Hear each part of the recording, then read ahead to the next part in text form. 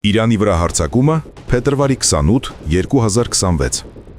Այսօր վաղ առավոտյան Իրանի բազմաթիվ շրջաններում հնչեցին պայթյունների ու պայթյունների ձայներ։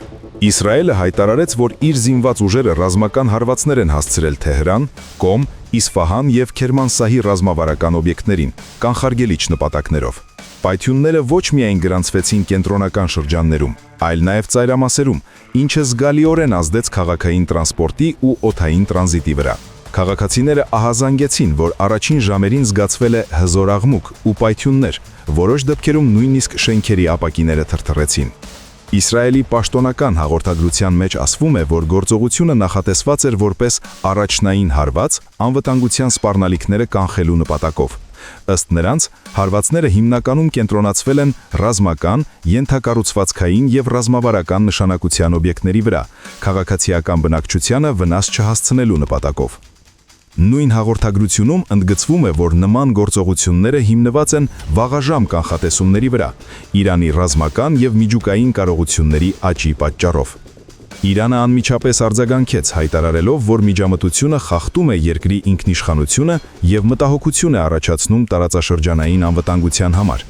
Իրանի զինված ուժերը պատրաստ են պատասխանել, իսկ նախագահական վարչակազմը նշեց, որ գաղտնիքների ու անվտանգային կարևոր օբյեկտները արդեն տեղափոխվել են անվտանգ վայրեր, որպեսզի նվազեցվի քաղաքացիական բնակչության վտանգը։ Իրանի պաշտոնական լրատվամիջոցները հայտնում են, որ երկրում արտակարգ ռեժիմ է մտցվել, զինված ուժերը պատրաստ են արձագանքել ցանկացած սպառնալիքի։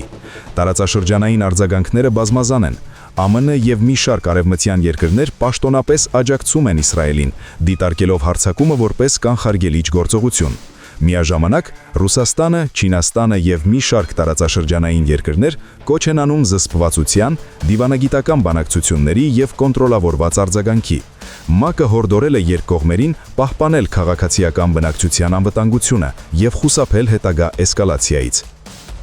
Այս գործողությունը կարող է մեծ ազդեցություն ունենալ ոչ միայն ռազմական, այլև տնտեսական և սոցիալական ոլորտներում։ Արդեն այսօր նկատվում է էներգետիկ շուկաների ճնշումը, նավթի գների աճը և միջազգային ներդրողների զգուշավորությունը։ Միջազգային ֆինանսական վերլուծաբանները կանխատեսում են, որ մարտի ամսվա ընթացքում տարածաշրջանային առևտուրն ու ներդրումները զգալիորեն զգայուն կլինեն, կախված ռազմական զարգացումներից։ Բացի այդ, այս միջադեպը կարող է խորացնել իրանական հասարակության ներսի բևեռացումը։ Երիտասարդները, որոնք ակտիվորեն հետևում են միջազգային լրատվամիջոցներին, բացահայտ հետաքրքրված են կառավարության արձագանքներով, իսկ տարեց հատվածը մտահոգված է բնակչության անվտանգության ու տնտեսական կայունության համար։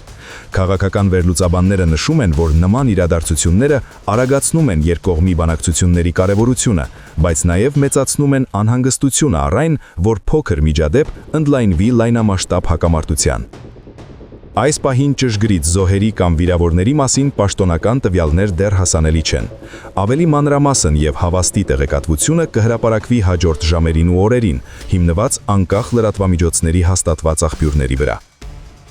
Անցկացնելով այս իրավիճակի վերլուծությունը, ակնհայտ է, որ մարտի սկիզբը Իրանի ու տարածաշրջանի համար բարդ և աննախադեպ կդառնա։